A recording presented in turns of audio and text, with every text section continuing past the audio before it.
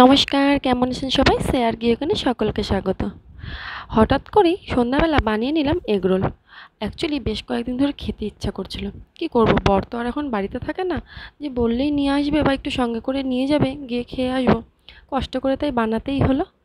যদিও তো কোনো কষ্ট না, আমি রান্না করতে ভীষণই ভালোবাসি, তাই এটা সত্যিই আমার কাছে কোনো কষ্ট না। আমি নতুন নতুন রান্না করব, একটু মাঝে মাঝে ভালো ভালো রান্না করে সবাইকে খাওয়াবো, আর এটা কিন্তু আমার ভীষণই ভালো লাগে।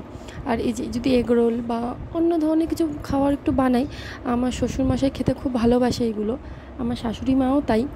তো ওদেরকে করে খাওয়াই যে এটাই আমার নিজেকে খুব ভালো লাগে, খুব আনন্দ লাগে।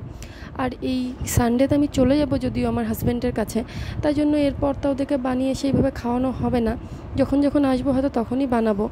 তাই জন্য আমার বাবা শ্বশুর খেতে খুব ভালোবাসে, তাই আমি বানালাম।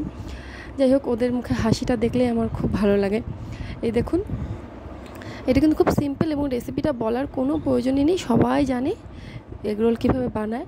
হয়তো কেউ দোকান থেকে কিনে খায়, কেউ মাঝে মাঝে বাড়িতে বানিয়ে খায়, কিন্তু জানা কিন্তু কম বেশি সবারই আছে।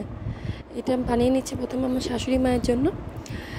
প্রথমে আমি কড়াইয়ের মধ্যে কড়াই বলতে এই চাটুটাতে তেল দিয়েছি, দেওয়ার পর ডিমটা দিয়ে দিয়েছি, লবণ যদিও দেওয়াই ছিল। তারপর রুটিটা দিয়ে দিলাম, দিয়ে এইভাবে একটু উল্টে নিলাম। নেওয়ার পর এর মধ্যে এটাকে ভালো মতন একটু ভেজে নেব। ভেজে নেওয়ার পর আমি এর মধ্যে শসা কুচি, পেঁয়াজ কুচি, গাজর কুচি, তারপর বিট কুচি, একটু বিট লবণ, লঙ্কা কুচি, তারপর দিয়ে দেবো সস, দিয়ে এটাকে ভালো মতো একবার সাজিয়ে নেব। এই দেখুন, আগের থেকে আমি এই কাগজটা রেডি করে রেখেছিলাম, কারণ কাগজটা পরে মোড়াতে খুব অসুবিধা হয়, ওই জন্যই এটা দিয়ে দিয়েছি। এই ডিমগুলো না ভেঙে ভেঙে গিয়েছে কোনো কোনো জায়গাতে আমার। এই যে দেখুন কি সুন্দর আমি সাজিয়ে নিচ্ছি।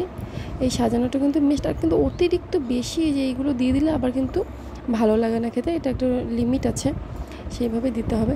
যদিও মাঠটাতে আমি একটু কম পরিমাণেই দিয়েছি, আমার শাশুড়ি আবার এই বেশি পেঁয়াজ গাজর এগুলো দিলে পছন্দ করে না, কিন্তু যেটা পছন্দ করে সেটা কিন্তু হলো একমাত্র লঙ্কা। ঝাল খেতে ভীষণই ভালোবাসে, তাই জন্য একটু লঙ্কাটা আমি বেশি করে দিয়েছি।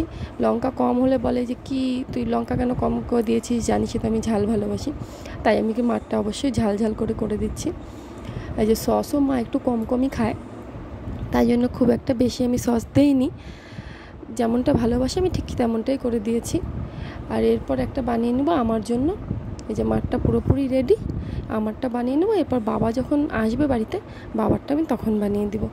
আমারটাও ফটাফট করে একটা বানিয়ে নিই, তারপর দুজনে মিলে বসে আরাম করে খাবো আর টিভি দেখবো। শাশুড়ি বউয়ের এই মিলটাই কিন্তু সব থেকে বড়, তাই না? আমরা কিন্তু একদম শাশুড়ি বউ না, মা মেয়ের মতন থাকি। মাও আমাকে যথেষ্ট ভালোবাসে এবং আমিও মাকে আমার নিজের মায়ের চোখেই দেখি। একসঙ্গে থাকার এটাই একটা মজা, আমরা একসঙ্গে থাকি, খুব আনন্দ করে থাকি। যে মাঝে মাঝে এরকম কিছু খাওয়ার আমি বানাই, কোনো সময় মা বানায়, একসঙ্গে বসে খাই, টিভি দেখি, এর থেকে আনন্দ আর কি আছে বলুন তো। যাই হোক, এই যে আমারটাও বানানো হয়ে গেল, এবার আমিও খেয়ে নেব। ভিডিওটি ভালো লাগলে অবশ্যই লাইক কমেন্ট শেয়ার করে দিবে।